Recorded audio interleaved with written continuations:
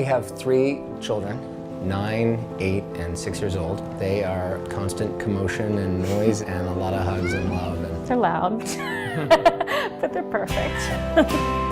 My name is Renee, and this is my husband, Tom. My cancer diagnosis is stage 4 colon cancer, and thanks to the Affordable Care Act, I am no longer denied coverage because of my pre-existing condition. There's a lot of candy to eat today, because what is today?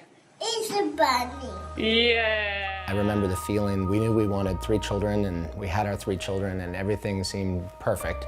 And then Renee was very tired, and we thought, well, of course she is. We have 3 young children, but it kept going on. And finally, in January of 2008, she was diagnosed with colon cancer. And it came as a total shock to us. The first scans indicated a small mass in her colon, and after that, we found out it had also spread to her liver.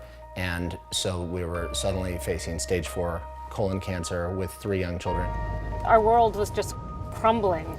For me, of course, it's terrifying, the concept of dying, but what is even more terrifying is leaving my children without a mother. When Renee and I first got married, I assumed that I would bring her onto my private insurance plan. And I was very surprised when she was rejected from getting health insurance through the private market. And I tried 4 or 5 different companies and got the same letter back saying that because of her pre-existing genetic condition, she would not be able to get health insurance at all.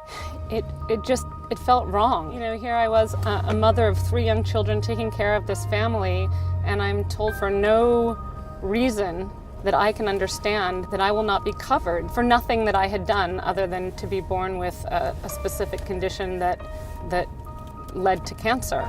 We were lucky enough to have a state plan in place.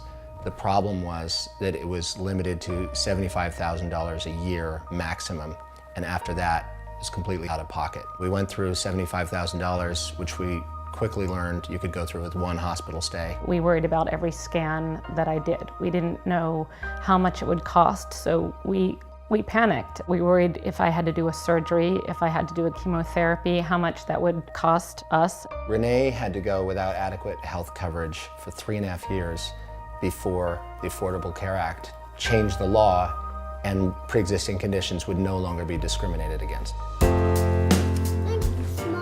The Affordable Care Act has provided me with peace of mind. When I'm not worried about the financial aspect of the cancer and the effect it has on my family, I have the space and the time to take care of my kids, to play with them, to read with them, and give them the carefree childhood that we want them to have.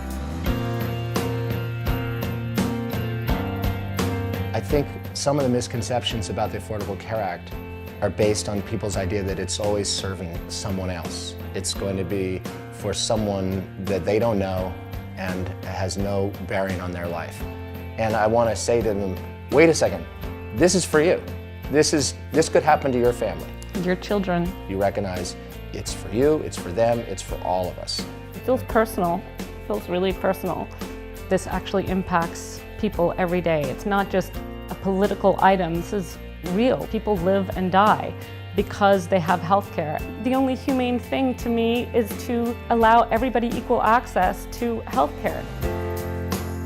When you have cancer, anything that you can get off of your plate so that you can concentrate on getting well is a good thing. So this is a very good thing for us.